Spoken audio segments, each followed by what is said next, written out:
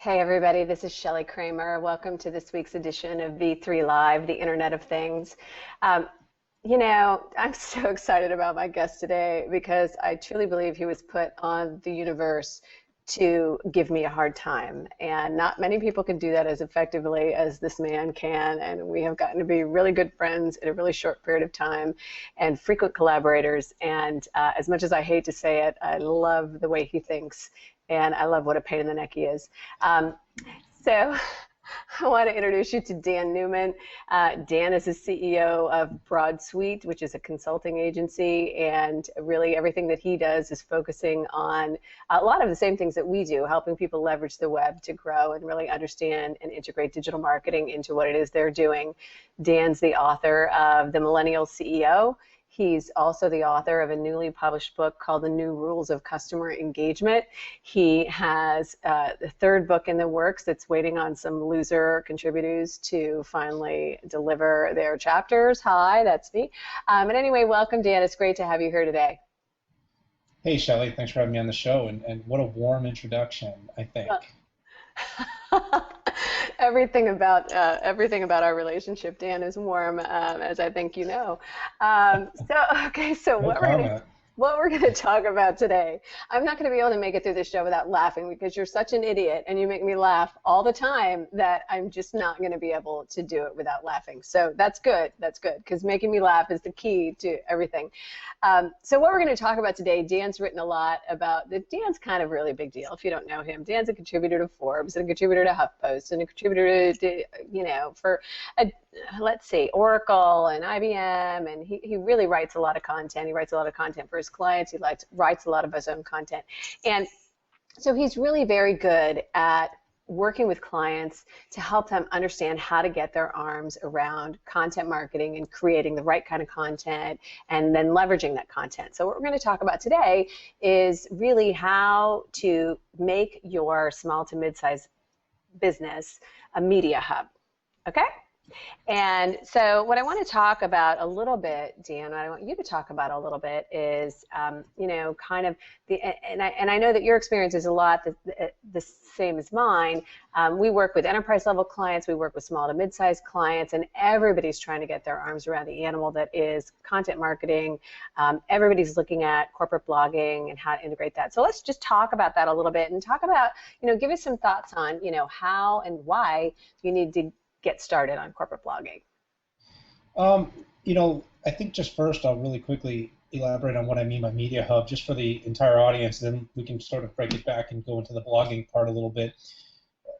Over the past few years, I think we've all seen it happening, but there's been this transition with brands going away so much from using paid channels and some of the traditional media channels, and they're actually building their own media assets now. And where this really started was with the largest corporations, and some great examples of this might be American Express's Open Forum, or Coke Journey, or a lot of tech hubs. IBM does a number of these. Our friends at IBM does a number of these, where they're insider blogs. And they're really communities built on experts contributing content from the outside that supports maybe a brand's overall journey. And what they do is they're creating all these owned assets and building this place where people can build relationships with a brand, but not based on selling them a product or a service, but really based upon what their interests are. And then finding ways to link interests back to the products and solutions that they ultimately want to sell. And the greatest and simplest example I use is when I used American Express. I said, there's all kinds of great content that small business owners could potentially glean on to improve the way they operate, right? But by going there and reading, what American Express ultimately doesn't want to do is just educate you. They want you to sign up for a credit card.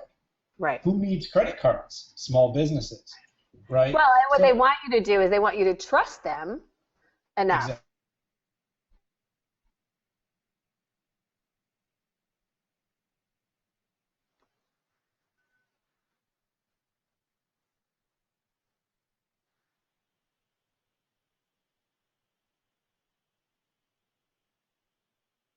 Just keep talking, Dan.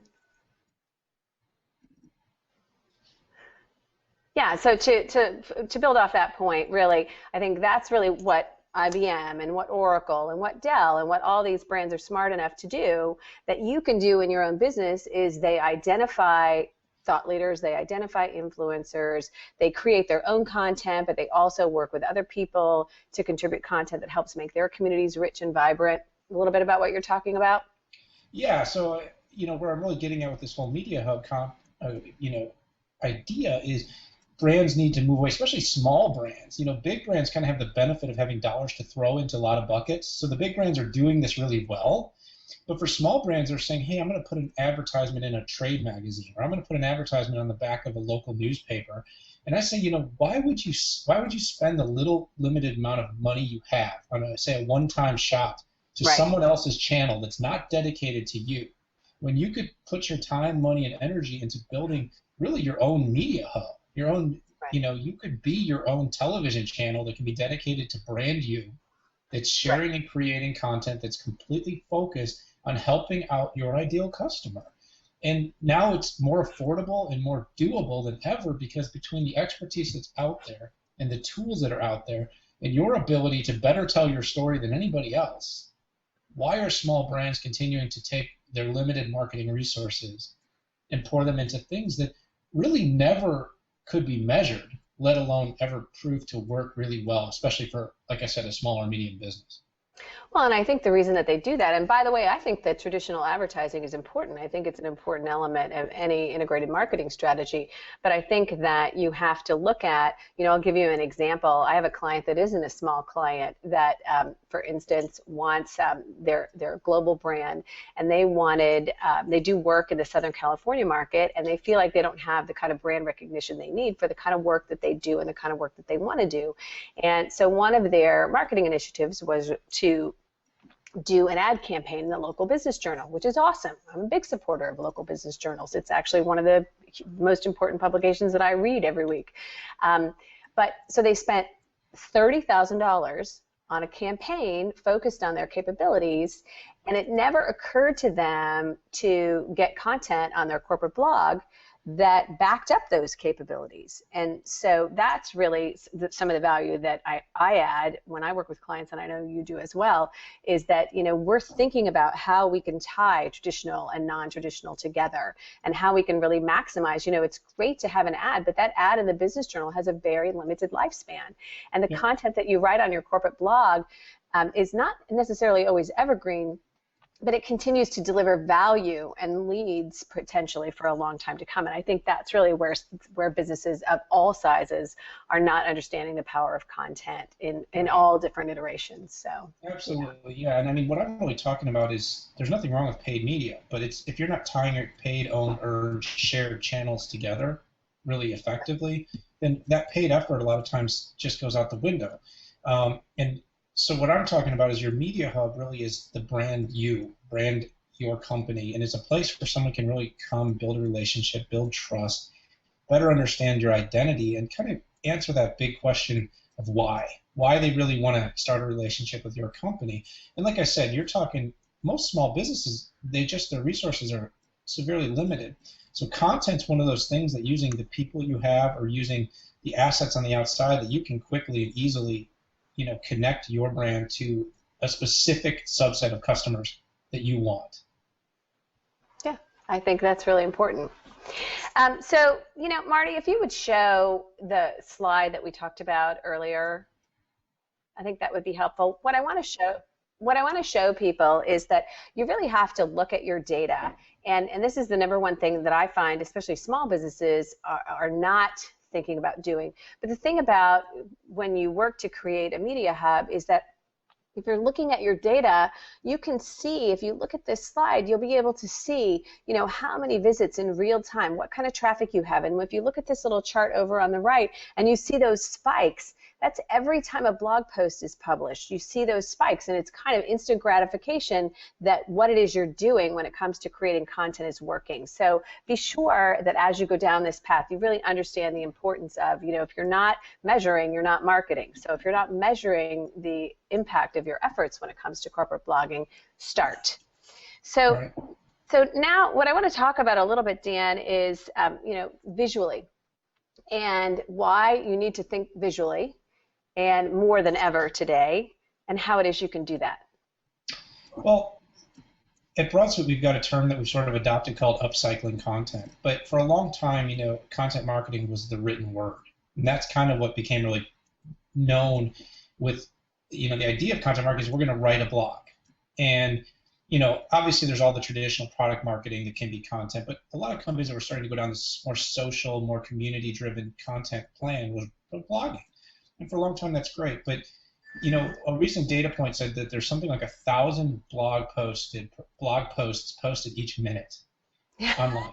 So, and that doesn't even count the 685,000 posts that go up on Facebook and the 100,000 new tweets. And so there's tons of content. This, kind of springs you to the big data discussion. But you have to think about, you step outside of the actual realm of creating content. So you think about how do people want to consume their content, right? I had a chance to hear Kevin Spacey talk, and he talked a lot about giving people content where they want it in a way they want to consume it. So this is the reason that visual became so important. Is yes, some people love to read a blog, 1,000-word blog, 4 or 5 minutes of their time, some good thinking, bathroom reading, right? But other people won't read anything, okay? And I'm guilty of this sometimes. I look for bullet points. I'm busy. I'm running fast, so I'll open up a blog. I'll say, "Where's the highlights?" And if there's no highlights, and I just see a block of text, I'm like, "Oh my God, I can't read this." So the visual side, the upcycling side is, so say you wrote a post that was 6 ways to turn your small business into a media hub. I think I wrote something like it, right? And say I wanted to get it out there to more people. This is where upcycling comes in. The idea of upcycling is what other content assets could you as a brand create that might help different types of learners or readers consume it? So I talk about getting visual, creating a 6 or 7 slide share and uploading to your SlideShare deck, and then coupling that with the post. So when you present the post, now you have a post in a SlideShare. So the SlideShare might just have your 6 or 7 bullet points, right? And then, what else? Could you create an infographic? Could you take someone through the step-by-step in a visual content? People love infographics. They're much, much more shareable than blog posts. All the data points say people share infographics heavily. Can you jump on video? This conversation, so this is a visual version of my 6-point blog post that now someone that wants to watch a video can learn about the 6 ways to turn your business into a media hub, right? Or you can easily take your 6-piece slide presentation, use Camtasia, make that into a video, and that can live on YouTube. So it really is. There's so many different ways that people just aren't, they're working so hard to create more and more and more content instead of looking at the content they have and thinking about how can we maximize this. This video cast, for example, is a good example because we have a landing page that we use to promote this. We'll write a blog post as a follow-up, and we'll put the key points that we discussed in the blog post. We'll embed this video. This video lives on our YouTube channel, and this video cast becomes a podcast. So what we're doing is exactly what we're talking about. We're taking one piece of content and we're serving it up in different ways so that we can serve the different appetites of the people who might possibly consume it. Right, and that's really how you become, true media. Is you look at what real media companies have done. They have television channels, they have advertisement channels, they have written content channels. And that's kind of as a brand. You give people content that you want them to have in a way that they want to consume it, and so you give them the options. And the other thing I always point out too is understanding half-life of your content. Like something you wrote a year ago that has evergreen value may be just as worthy to almost repost as brand new content. Right. Albeit the SEO factors, which you have to consult a little bit on, but sometimes in a community that's highly active and highly social, taking an old idea and putting it right back in front of people as a new idea is every bit as rich and effective as trying to always dream up a new thing. Because not everybody read your article a year ago. In fact, if you have 10,000 people that read everything you write, you have like 200 million daily users that didn't. And that's a huge opportunity to get old ideas back in front of customers. And I think we forget that. I think we forget that a lot. And that actually leads us very nicely into, you're such a segue expert. It leads us nicely into what I want to talk about next, which is really the fact that content alone isn't enough. And people always look at me like deer in the headlights when I speak about this, but there are many people that are creating terrific content. And there are people that are creating terrific content across multiple channels, and yet nobody's seeing it. And so you have to understand that just the act of creating content isn't enough, and that social media plays a huge role. And so when you decide you want to go down the content marketing path, you cannot do that without paying attention also to building a network and to building communities, and without understanding the role that social plays in what you're doing. So what I want to talk about a little bit now is how to factor social into the equation. So what do you think? What brilliance would you like to share on this topic, Daniel? Well, I mean, I think what we all understand is that it's like great art. If no one sees it, it's not really great art. Right. Right. Content's the same thing. You know, we've got to get our story out there, but getting it out there isn't just writing your story. It's actually writing your story and then making sure that people read it. And there's different ways to build this, but every brand sort of has to identify, like, who do they want to have reading it, and how do we get to those people? And then social media is such a good outlet because, you know, your biggest commitment with social media, at least initially, is time. And time is invaluable, but time is something a lot of small businesses have more of than money, unfortunately. So if you have the time to commit to it, hey, I write the content, who are the immediate people you can put it in front of? You know, one of the things I always tell people is like, look, are you even sharing the content you're writing with your existing customers? Like, I do a lot with B2Bs, right? And I always say, you know, your two biggest inherent audiences are your own employees and your own customers. Because these are people who are already sort of your captive audience. They're interested in what you're doing. They can benefit from continuing to learn, and they are the most likely to buy something else from you, especially, like I said, if you're in the B2B space, like I am. So you might have an email list. You might have a distribution on social or be part of a LinkedIn group. It's very easy to get your content in front of them, but it takes that activity, it takes that consistency to put that content in front of people. And in terms of being part of a media hub, the other thing is you have to be sharing things beyond your own ideas. So you create this great content. You mean it's not just me, and how great I am, and why you should buy my crap? That's what I do, but that's not what you should do. That's not what you do. I know, but I'm humble, right? That's right. So the whole idea, though, is part of being a media hub, though, is sharing lots and lots of rich content that helps people better understand the topical value of an entire industry or an entire service. You know, I'm big on cloud and technology, for instance, and there are so many great minds out there talking about tech, talking about cloud, talking about marketing tech. Every day I share hundreds of pieces of content. I know it seems hundreds of pieces of content across. I don't even share as much as you. I share hundreds of pieces of content. You're not quite as smart as I am yet. I mean, not yet. You have decades to get there. But the point is that I build as much credibility from finding great content and putting it in front of people who can benefit from it as I do sometimes from actually creating that content. Right. So, and that also ultimately brings people back to your own and earned and shared channels, which is what you're really trying to build. Because they say, hey, that Dan Newman, you know, his articles are okay, but boy, does he share great stuff. He always finds stuff that really is helpful for me. I want to connect with him. I want to follow him. I want to like his page. I want to be part of his Google Plus community. I want to subscribe to his blog. And ultimately, that's how you build that readership that slowly but surely builds trust and long-standing relationships, whether that's as brand evangelists, brand ambassadors, or actually purchasing clients.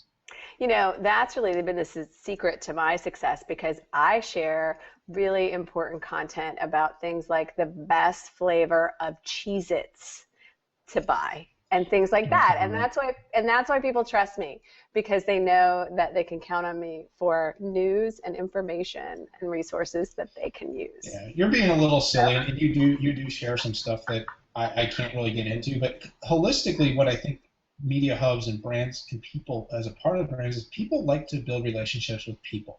Okay. They do. You know, I like this term, like human business revolution is the term I kind of use. But so showing that you have a little bit of a personal side. This is something that actually took me a while to do. You know, like I started sharing pictures. You don't have one.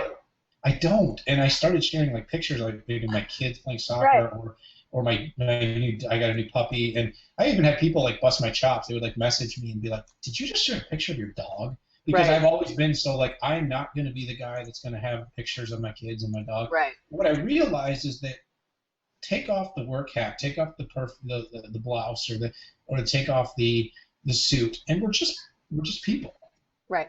right? No, I agree. And that's truly been the secret to my success when it comes to the online space is that I am just me. And you know that when we're connected, I'm as likely to be talking about my crazy 8-year-old twins as I am the fact that I really love beer, as I am that I love sports, as I am about the B2B space. So I do truly think that that's the secret to success because we are just people.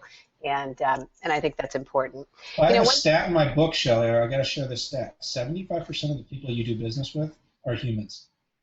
Amazing. Believe it or not, right? Humans. Okay, Marty, what I want to show real quick, because we're going to have to wind down here in the next few minutes, but what I want to show you is really, if you're watching this, I want to show you the power of a blog. And here's a report from some work we did from one of our clients. And what it does is it lays out some numbers that show this is a blog that we launched. This was the second year of the life of this blog. So it was really a baby blog. And as you can see, in January of that year, the traffic for that blog was about 2,600 visits a month. And over time, you can see how that traffic grew.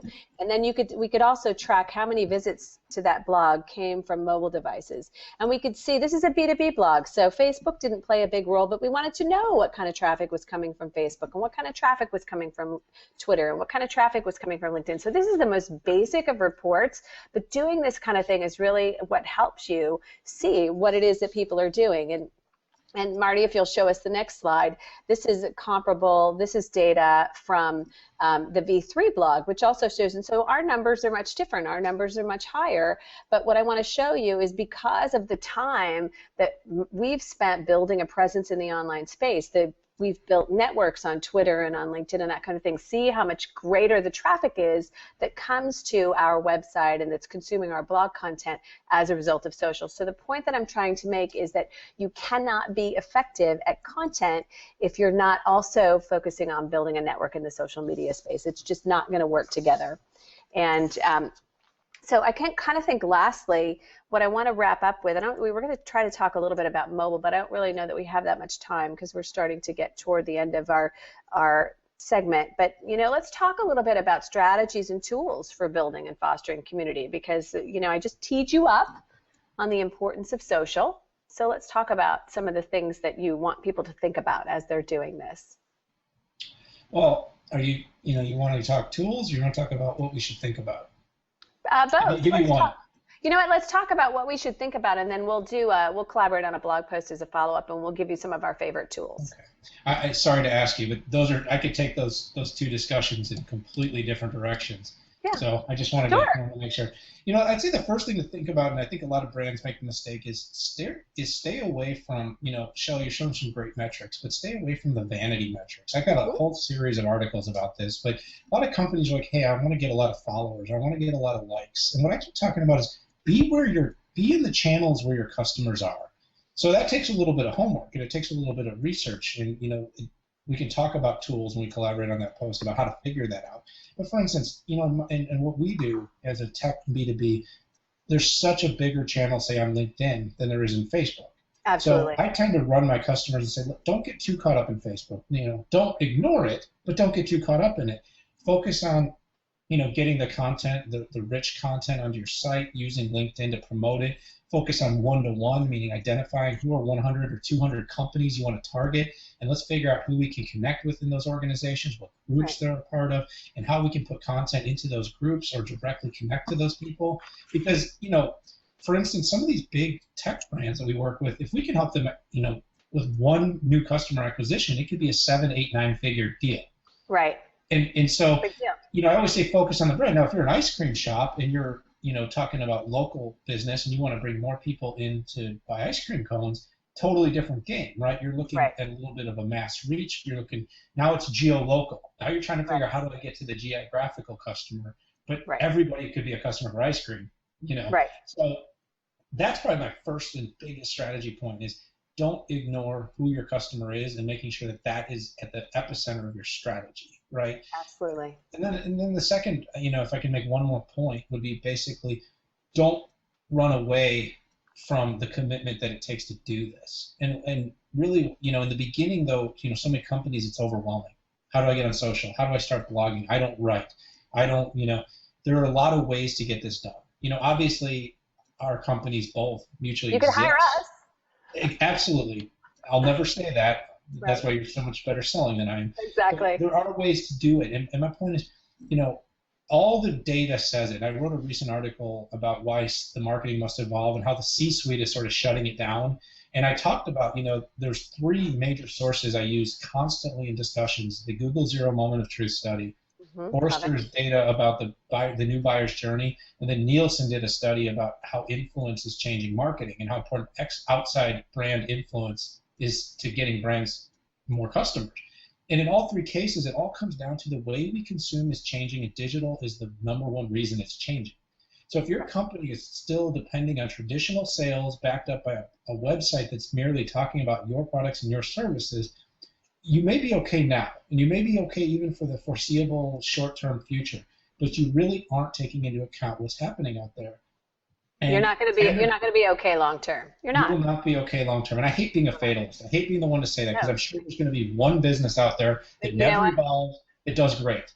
But all the other companies are going to be screwed. And I'm going to be looking back saying, hey, remember that video in 2014 I said, like, you got to change, and here's how to do it? I'm having that moment right now. You can change, you can do it. And candidly, it's all affordable for companies big and small. It really is. It really is. I want to close by going back to, I was going to skip this part, but I think it's really important, because when we talk about metrics, I think this is where people get very confused. So Marty, if you'll throw up that number 4 slide, one of the things Dan talked about is knowing what to measure. And there are different kinds of metrics, and I call them cause metrics and effect metrics. And the cause metrics are really important to look at. They're data points that help guide you to the goal, and those include soft things like reach and impressions and engagement and clicks and how many fans and followers and how many posts you're doing per day. And all of those things, it's really important to understand that and to be looking at that data. But you cannot use that data as your measure of success, okay? The data that you need to be using as your measure of success, Marty, if you'll go to the next slide, please. The important data is the effect data. This is the KPIs. This is your big picture goals. And this is looking at definitively where you started and where you are now. And these things that you're looking at are, how many sales did I make as a result of what I did? What does our site traffic look like? How many signups have we gotten for our newsletter or for our webinar or for our special event or whatever? How many leads have we acquired as a result of this? How are we doing in terms of overall brand awareness? How are we doing in terms of sentiment about our brand? And these things that, obviously you can get by way of research and by listening tools. So it's really, really important to understand that you need to look at the cause metrics, but you need to really report on those effect metrics and let those drive you and your strategy moving forward. Absolutely. I don't even know how much I could add to that, because that's great commentary. I mean, the only thing I'll say one more time, is focus on who your buyer is and make sure that everything you do benefits them, because it's not about you. It really isn't about you. It's about them, and that's what makes the best companies online the best, is they don't focus on themselves. They focus on how they can help. Right. And that's, that's so hard for marketers and the C-suite to get their heads around, because for most of our lifetimes, that's really the messaging has always been me, me, me. And, one of the things that I say all the time when I'm speaking is that there's just one way to know if you're doing it right. And all you have to do is ask yourself one question. Is it good for people? And if what you're doing is good for people, you're on the right track. So with that, we're going to wrap up. And I'm going to tell you guys that Dan is really awesome. You can find him on Twitter at Daniel Newman UV. And you can find him online. Actually, you could just Google him and you'll find him, but you could find him at his website is broadsuite.com. You should definitely check out his book, The New Rules of Customer Engagement, because it's really awesome. And when he ever gets his guest contributors to submit their final copy for his newest book, you should definitely read that one too. So anyway, Dan, thanks so much. You've been awesome as always, and we'll have you back again, of course. Yeah, just not too soon because everything I know, you know. Okay. All right. Thanks, everybody. We'll see you next week. Bye bye.